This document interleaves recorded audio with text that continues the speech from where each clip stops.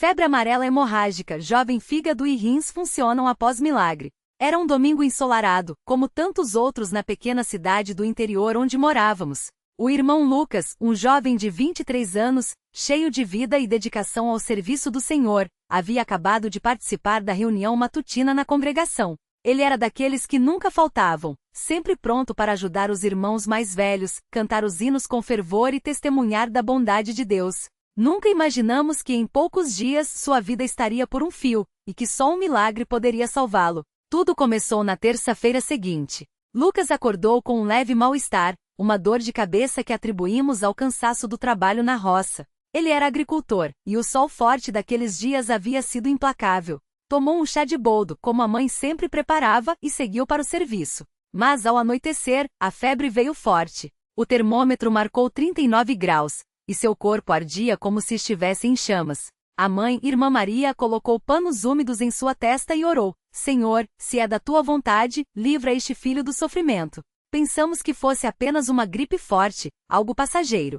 Mas na quarta-feira, o quadro piorou. Lucas não conseguia se levantar. Sua pele, antes morena e saudável, estava amarelada, como se um tom de ocre tivesse se espalhado por seu corpo. Os olhos, antes brilhantes, agora tinham um amarelo profundo, quase alaranjado. A Irmã Maria, assustada, chamou o irmão João, um dos mais experientes na congregação, que ao vê-lo, ficou sério. Irmã, isto não é coisa comum. Precisamos levá-lo ao médico já. Não havia tempo a perder. O hospital mais próximo ficava a 2 horas de distância. Durante o trajeto, Lucas delirava falando coisas sem sentido, como se estivesse vendo coisas que não estavam ali. Sua temperatura havia subido para 40 graus, e ele tremia incontrolavelmente mesmo enrolado em cobertores. A Irmã Maria segurredava sua mão, orando em voz baixa: Pai Celestial, tem misericórdia deste servo. Não deixes que o mal prevaleça. O irmão João dirigia em silêncio, mas seus lábios moviam-se em preces constantes. Ao chegarmos ao hospital, os médicos o atenderam com urgência. Os exames foram rápidos e o diagnóstico veio como um golpe: febre amarela hemorrágica. O médico, com voz grave, explicou que o vírus havia atacado com força o fígado e os rins de Lucas. Seu organismo não estava conseguindo filtrar as toxinas, e o sangue não coagulava como deveria. Ele está com hemorragias internas. Se os órgãos não voltarem a funcionar em poucas horas, não há o que fazer, disse o médico, olhando-nos com pena. A Irmã Maria caiu de joelhos ali mesmo no corredor do hospital, chorando e clamando: Meu Deus, não leves meu filho. Ele é tão novo, tem tanto a fazer pela tua obra. Os irmãos da congregação foram avisados, e em poucas horas, dezenas de pessoas estavam orando por Lucas. Na sala de espera, os irmãos se reuniram em círculo de mãos dadas, suplicando a Deus. O irmão Pedro, um homem de fé inabalável, liderou as orações. Pai nosso, que estás nos céus, nós te pedimos pela vida deste jovem. Tu és o Deus que ressuscita os mortos e cura os enfermos. Se é da tua vontade, restaura seus órgãos, faz com que seu sangue pare de vazar, e dá-nos mais um testemunho do teu poder. As lágrimas corriam pelos rostos de todos, mas havia uma certeza no ar: Deus ouve as orações dos seus filhos. Enquanto isso, dentro do quarto de UTI, Lucas lutava entre a vida e a morte. Seu corpo estava inchado, os olhos tão amarelados que mal se via a íris. Os médicos haviam colocado soros e medicamentos para tentar estabilizá-lo, mas seu fígado já não respondia. Os rins, sobrecarregados, quase pararam de funcionar. A cada hora, os aparelhos apitavam, e as enfermeiras corriam para ajustar os equipamentos. A Irmã Maria, ao seu lado, não desgrudava os olhos do filho. Ela segurredava sua mão, falando baixinho: Filho, o Senhor está contigo. Não tenha medo. Ele vai te curar, como curou tantos outros. Naquela noite, a congregação inteira se reuniu em vigília. Não havia espaço suficiente na casa da Irmã Maria, então os irmãos se espalharam pela varanda, pelo quintal, alguns até na rua, de joelhos, com as mãos levantadas para o céu. O irmão Antônio, um homem simples mas de grande fé, orou com lágrimas: Senhor, lembra-te de quando o teu povo clamou no deserto, e tu ouviste. Lembra-te de quando os doentes eram trazidos até ti, e tu os curavas. Não nos desampares agora. As vozes se uniam em coros de amém, e o chão parecia tremer com a intensidade daqueles clamores. Dentro do hospital, a situação de Lucas piorou. Os médicos chamaram a família para um diálogo difícil. Seus órgãos estão falhando. Mesmo com todos os recursos, as chances são mínimas. Preparam-se para o pior, disseram com pesar. A Irmã Maria, porém, olhou nos olhos daquele médico e respondeu com firmeza: doutor, o meu Deus é maior que qualquer doença. Ele vai curar meu filho. O médico, respeitoso, apenas assentiu, mas em seu olhar, via-se a descrença. Para a medicina, aquele caso estava perdido. Mas Deus não depende da medicina. Na madrugada, enquanto a congregação ainda orava, algo aconteceu. A irmã Maria, exausta, adormeceu ao lado da cama do filho. Sonhou com um homem vestido de branco, que colocou a mão sobre a cabeça de Lucas e disse: "Não temas. Ele viverá para louvar o meu nome." Ela acordou sobressaltada, com o coração acelerado. Olhou para o filho e viu que, pela primeira vez em dias, seu rosto parecia mais tranquilo. A febre havia baixado. Ela chamou a enfermeira, que, surpresa, verificou os sinais vitais. A temperatura estava em 37 graus. Os batimentos, antes irregulares, agora estavam estáveis. Os médicos foram chamados às pressas. Novos exames foram feitos. O que eles viram foi algo que não podiam explicar. O fígado de Lucas, que estava em falência, começava a mostrar sinais de recuperação. Os rins, que quase pararam, voltavam a filtrar o sangue. As hemorragias internas haviam cessado. O médico que antes dera o diagnóstico sombrio agora olhava para os resultados com espanto. Isto não é normal. Não há explicação médica para uma melhora tão rápida. A irmã Maria, com lágrimas de gratidão, respondeu: "Doutor, isto é obra de Deus. Meu filho foi curado pelas orações dos santos." Nos dias seguintes, a recuperação de Lucas foi tão rápida que até os médicos ficaram admirados. Em uma semana, ele já conseguia sentar na cama. Em 2, caminhava pelo corredor do hospital, fraco, mas sorrindo. Os irmãos da congregação iam visitá-lo todos os dias cantando hinos de gratidão. O irmão Lucas, agora com a pele voltando à cor natural e os olhos claros, testemunhava a todos: "Eu vi a morte de perto, irmãos. Mas Deus me trouxe de volta. Ele ouviu as vossas orações e me deu uma segunda chance."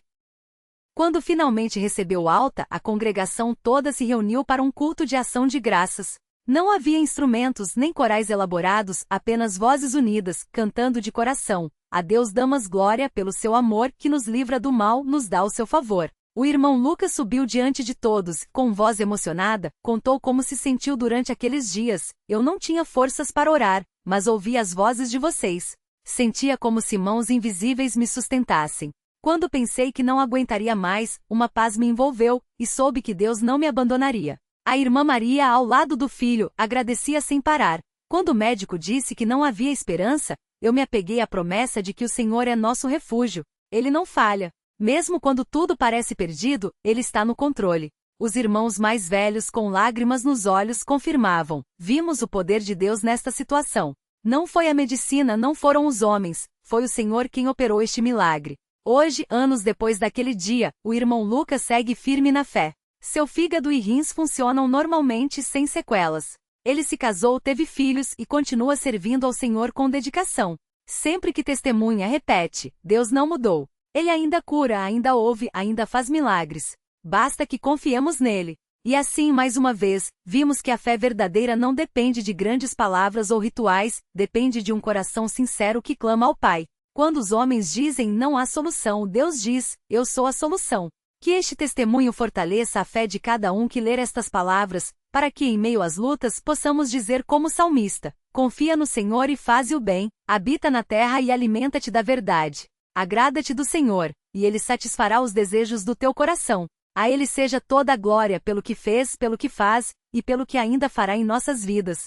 Amém." O irmão Lucas, quando conta essa história, sempre faz questão de lembrar dos detalhes que só quem passou por aquela provação pode entender. Ele diz que nos dias mais difíceis, quando a febre queimava seu corpo e as dores pareciam não ter fim, era como se o Senhor lhe falasse no silêncio do coração: "Filho, ainda que a morte te rodeie, eu sou a tua vida." Não eram palavras audíveis, mas uma certeza que nascia dentro dele, como um rio de paz em meio ao fogo da enfermidade. Ele se lembra de ter repetido, entre gemidos, o nome de Jesus, não como um grito de desespero, mas como um suspiro de entrega: "Senhor, se for da tua vontade, cura-me. Mas se não for, dá-me forças para te glorificar até o fim." E foi assim, naqueles momentos em que a fraqueza humana mais se faz sentir, que a graça de Deus se mostrou suficiente. Os médicos, perplexos, não conseguiam explicar como um órgão tão comprometido como o fígado começava a dar sinais de recuperação.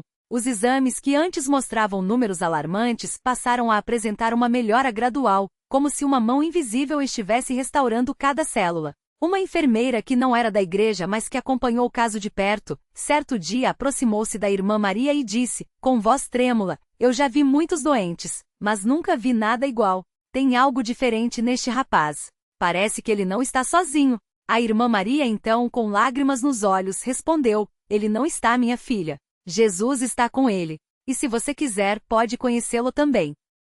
Os irmãos da congregação, ao saberem da notícia, se reuniram em oração não apenas por Lucas, mas por aquela enfermeira. E não demorou muito para que ela começasse a frequentar os cultos, movida por uma curiosidade que com o tempo transformou-se em fé. Hoje ela é uma irmã batizada e sempre que testemunha, conta como aquele caso abalou sua incredulidade. Eu pensava que a ciência explicava tudo, mas vi com meus próprios olhos que há coisas que só Deus pode fazer. E o mais lindo é que ele não fazenda só por quem já o conhece, ele se revela até para quem ainda não crê. Enquanto isso, dentro daquele quarto de hospital, Lucas sentia que cada melhora era uma oportunidade para louvar. Mesmo fraco, ele pedia à mãe que lesse os salmos para ele. O Salmo 103 tornará-se seu favorito. Bendize, ó minha alma, ao Senhor, e não te esqueças de nenhum dos seus benefícios. É Ele que perdoa todas as tuas iniquidades e sara todas as tuas enfermidades. A irmã Maria lia e Lucas, com voz baixa, repetia os versos, como se cada palavra fosse um remédio para sua alma. Em certos momentos ele fechava os olhos e imaginava-se de pé saudável, louvando a Deus no meio da congregação. Essa imagem o sustentava.